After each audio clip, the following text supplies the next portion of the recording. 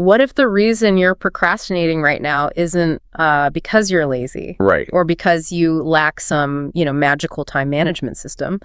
What if it's actually because you're operating under this incredibly arrogant illusion that you are immortal? It is a pretty wild thought to start with. Welcome to the deep dive. Our mission today is to take a look at a stack of sources, specifically an intensely detailed visual storyboard and a script for a video project. Titled The Death of Procrastination. Exactly. And we want to extract the insights from this blueprint that might actually change how you operate. We're looking at a text that uses ancient Stoic philosophy to completely reframe, how we view our own delays. And it is a radical departure from your usual productivity advice. Yeah, no kidding. You won't find any tips on Pomodoro timers or color coding your calendar in here. This storyboard totally strips away the modern self-help jargon. It really does. It treats procrastination not as some quirky habit, but as a literal existential threat. Yeah. It argues that waiting for the right time or, the perfect plan is just a complete denial of reality. Okay, let's unpack this. Because the way this document opens is clearly designed to jolt you out of your comfort zone. Oh, absolutely. The creators do not ease the viewer in at all. The visual directions describe this pitch black screen accompanied by the dry, harsh ticking of a grandfather clock. Just ticking away. Right. And with every single tick, the screen flashes to an hourglass that is just running out of sand. And then we see a silhouette of a person staring into a mirror. But there's no reflection looking back. Exactly. No reflection at all. Which is such a brilliant visual metaphor. The missing reflection suggests that the future, the one who finally starts the business or writes the book or has that difficult conversation, doesn't actually exist. Wow. Yeah, it's a phantom. And the voiceover accompanying this imagery labels procrastination a silent killer. It delivers this pretty heavy thesis right up front. What was the line again? It says, "Tomorrow is where dead dreams hide." Tomorrow is where dead dreams hide. That brings up a universal human tendency, I think. We all treat the present moment like a rough draft of an email. Oh, that's a great way to put it. Right. You type it out, it's a bit messy, maybe you aren't fully committed to the wording, but you tell yourself, I'll just say this as a draft and edit it later when I have more inspiration. Yeah, we do that constantly. We treat our daily lives the exact same way. We think we can just casually browse through today and put the heavy lifting off until tomorrow. But this storyboard brutally reminds the viewer that life has no save as draft button. No, it doesn't. Every single day is the final published piece. And if we connect this to the bigger picture of Stoic philosophy, the storyboard is heavily leveraging the concept of Memento Mori. Which means, remember, you must die. Literally, yes. Remember, you must die. And the creators actually flash those words across the screen in this massive brutalist typography. Just hammering it home. Yeah. They quote the Roman philosopher Seneca directly from the text, who wrote, "While we are postponing, life speeds by." I want to dig into that Seneca quote, actually, because it shifts the entire paradigm of how we normally view time. Usually, if you ask someone to think about death, they picture a destination. Right, like a finish line. Exactly. It's this fixed point way out in the distant future, just sitting at the end of a long road. Precisely. We view death as an event that will happen, rather than a process that is happening right now. Wait. A process. Yeah. The Stoic realization, which this script is really trying to force onto the audience, is that death is occurring right now. The hours you spent this morning endlessly scrolling on your phone or just pacing around the kitchen putting off your work, those hours are dead. They belong to death now. You cannot get them back. Man, that reframes the entire concept of delay. If you truly internalize that the time you are wasting is actively dying, procrastination stops looking like a harmless bad habit. It really does. It starts looking like incredible arrogance. Like, how dare we assume we have an infinite supply of tomorrows to cash in? And the storyboard represents this with a visual of the silhouette character walking backward. They're going counterclockwise on the face of a giant clock that's painted on the ground. Oh, wow. It perfectly captures that futile, arrogant attempt to fight the reality of time. That is so striking. And there's another image right after that, right? The heavy door. Yes, exactly. A massive heavy door. The silhouette character is standing there, physically touching the wood of the door, but actively choosing not to apply pressure. Just standing there. Yeah, they are in contact with their potential, standing right at the threshold of whatever they want to achieve, yet deciding to just freeze. Which naturally leads us to the most important question. Right. If we recognize that treating life like an unlimited rough draft is a flawed, arrogant approach, why do we keep doing it? Right. Why do we actively choose to stand at the door without pushing? And the creators of this project, they don't let the audience off the hook here. No, they don't. They dig straight into the psychological bedrock of that hesitation. They identify the root cause, and it isn't a lack of motivation. The visual shifts from the clock to a silhouette standing on the very edge of a deep, dark abyss. Okay. The script identifies the core driver of procrastination as a deep-seated fear of failure. We refuse to push the door because we are terrified of the identity crisis that might occur if we push, the door opens, and we stumble. We're afraid of what's on the other side. Exactly. To combat that fear, the storyboard introduces another heavy Stoic concept, premeditatio malorum. Right. It translates roughly to the premeditation of evils. The voiceover instructs a viewer not to turn away from the abyss, but to look straight down into it. To face it head on. Yeah, to intentionally visualize the absolute worst-case scenario before taking a single step.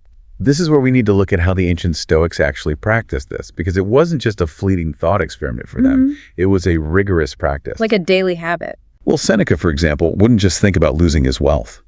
He would dedicate a few days every month to wearing rough, uncomfortable clothing and eating only the stalest, cheapest bread. Wait, really? He actually did that? He did. He was physically materializing his worst-case scenario. He wanted to look at poverty and say, is this the condition I so feared? So what does this all mean for someone listening to us right now? Because I have to push back on this idea just a bit. Okay, go ahead. If you are sitting at your desk, struggling to find the momentum to start a massive career pivot or launch a creative project, isn't intentionally dwelling on your own catastrophic failure incredibly depressing? I can see how it sounds that way. Right. Like, if I sit there and visualize losing my savings, being embarrassed publicly, and having to start completely from scratch, that sounds like a recipe for total paralysis, not action. It sounds counterintuitive, absolutely. But if we break down the mechanics of human anxiety, it is actually deeply liberating. Liberating? How to... You see, what paralyzes us isn't usually the failure itself. What freezes our nervous system is the unknown surrounding the failure. Is the vague, shapeless, shadowy dread of what if everything goes wrong? When anxiety is unbounded, it grows to fill your entire mental space. So by forcing yourself to vividly define the worst-case scenario, you are essentially drawing a box around the monster. You are giving the fear boundaries. When you actually map out the catastrophe, you usually realize that the worst-case scenario is rarely actual death or permanent ruin. Right, it's usually not the end of the world. It's usually just a bruised ego, maybe some lost capital, or having to update your resume and ask for your old job back. You realize you would still breathe. The sun would still rise. You strip the monster of its power just by turning on the lights. And the script echoes this perfectly. It does. It argues that once you accept that defined, realistic worst-case scenario, the vague dread evaporates. You've looked into the abyss, accepted the bottom, and realized you could survive the fall. And as the voiceover claims, when fear disappears, only action remains. Which brings us to a fascinating pivot in the storyboard. Let's say you've done the work. You've embraced Memento Mori, you've practiced premeditatio malorum, and your fear of failure is neutralized. You're ready to go. You are ready to act. But the moment you look at your goal, say writing a 300-page novel or completely overhauling your health, a completely new obstacle emerges. Because it's just so big. Exactly. The sheer overwhelming scale of the ambition itself can freeze you all over again. The distance between the bottom of the mountain and the peak is exhausting just to conceptualize. And the creators anticipate this exact psychological hurdle, don't they? They absolutely do. The visual environment shifts abruptly from the abyss to a tightrope strung impossibly high up between two jagged cliffs. The camera direction calls for an extreme close-up, focusing only on the feet of the silhouette walking on that thin, swaying rope. It's a very tense image. Yeah, and the explicit instruction on screen is, don't look at the peak. Don't look at the giant project that suffocates you. To anchor this visual, they bring in a quote from the Roman Emperor Marcus Aurelius.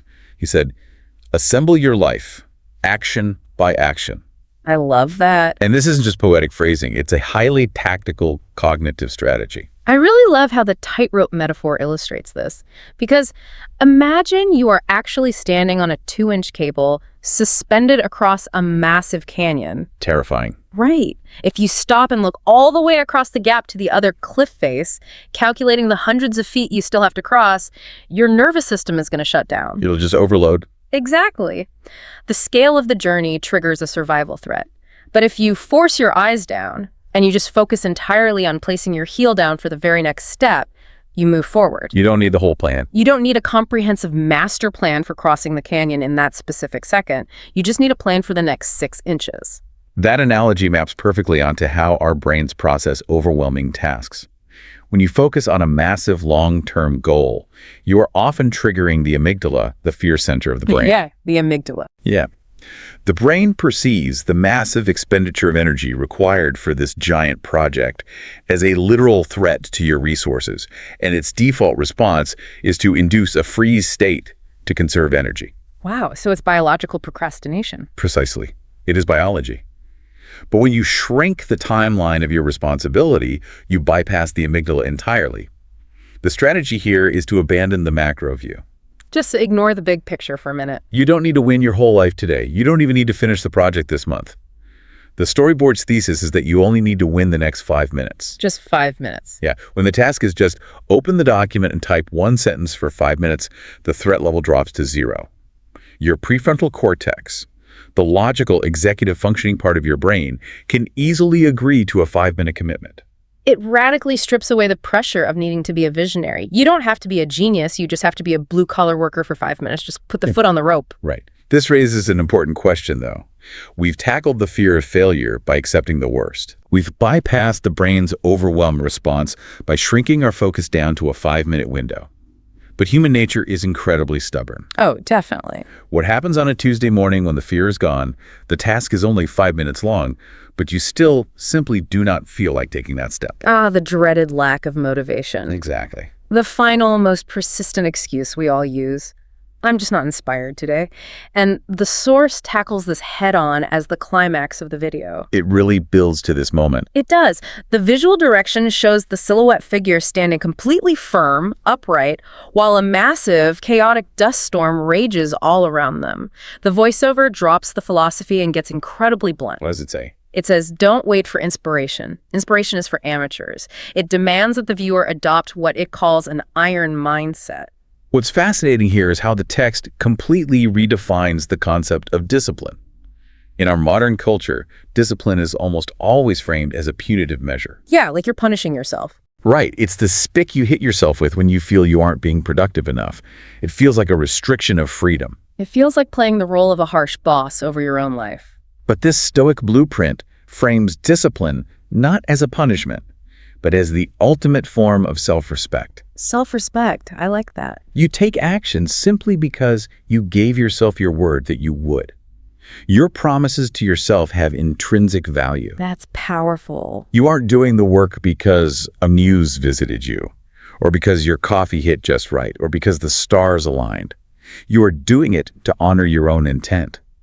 It shifts the motivation from an external feeling to an internal identity. Here's where it gets really interesting, though. If we look at the meta layer of this source material, the actual production notes left by the creative director at the very end of the script, you can see exactly how badly they want to break through the viewer's intellectual defenses. Oh, the director notes are wild. Right. The director leaves strict instructions about the pacing of the video editing. They demand that this specific video be cut much faster, with more jarring transitions than their usual content, to create a manufactured sense of extreme urgency. They want to induce a mild physiological stress response. Exactly. They explicitly ask the sound designer to layer in a literal resonant funeral bell ringing out underneath the audio during the Memento Mori section. A literal funeral bell. Yeah. And the thumbnail design they pitch, it's an image of an hourglass, but instead of sand, the director asks for it to be filled with either dripping blood or liquid gold. That's intense. And the text overlaid on the image just reads, "The end of later." That behind-the-scenes glimpse tells us everything about their methodology. The creators know that simply sharing Stoic philosophy intellectually isn't enough to cure chronic procrastination. Because we all know we shouldn't delay. We know, yet we do it anyway. They are actively trying to bypass the logical, rationalizing brain and trigger an emotional, biological response in the viewer. They are trying to shock the audience out of their comfortable little waiting rooms.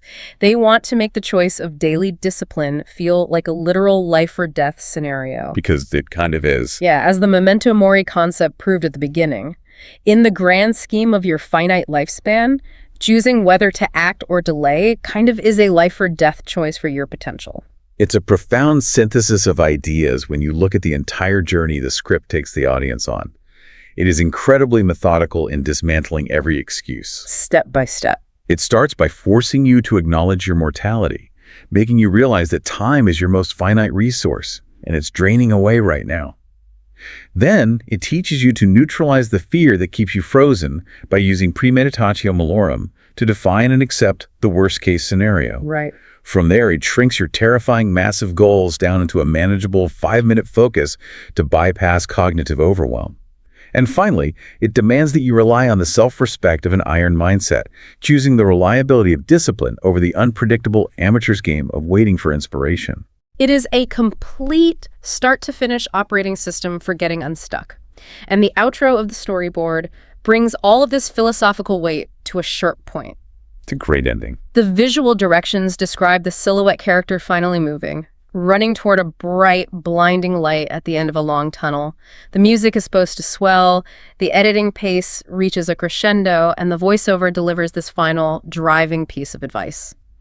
Action is the only cure for fear. Even if you are trembling, you must start. Yeah. That line encapsulates the entire Stoic approach to emotions. The physiological response of fear might still be there in your body. Your hands might be shaking, your heart might be racing, but you cannot let those sensations dictate your physical movement. You just have to move. Courage isn't the absence of fear. It is taking action while the fear is present. The script ends by challenging its audience directly. It asks the viewer to think about the one specific thing they have been delaying and to physically write it down in the comment section as a public commitment to immediate action. And we want to pass that exact challenge on to you, listening to us right now. You don't need to find a comment section, but take a second, right here, right wherever you are, and mentally acknowledge that task. Just think of it. Bring it to the front of your mind. You know exactly what it is. It's that thing you've been putting off until you feel ready. The thing you've been saving as a draft because you're afraid the final version won't be perfect. The screen direction notes that the video fades to black, leaving only one small, simple line of text on the screen. D-O-I-T-N, now W. And then a final whisper on the audio track before the video ends. Your life begins on the other side of procrastination. So as we wrap up this deep dive, I want to leave you with a final thought to mull over something that builds on everything we've unpacked today. Think about the modern world we live in. We are surrounded by an attention economy, by algorithms, and endless social media feeds that are literally designed by engineers to offer infinite scrolling. Think about that word, infinite. Our technology is built to create the illusion of endlessness, constantly providing us with comfortable, numbing distractions that intentionally hide the harsh reality of our mortality. Which fundamentally changes how we view our habits. Exactly. If our time is strictly finite, then the concept of an infinite scroll is a dangerous lie. It makes you wonder, are the apps and distractions you use every day acting as a sort of life support system for your procrastination? Wow, what that thought. Are they engineered to keep you comfortably numb to the ticking of that grandfather clock? The past is gone, the grand future is an illusion, and the tech world wants you lost in the screen. But those next 5 minutes, they are yours to command. The door is right in front of you. What are you going to do with them?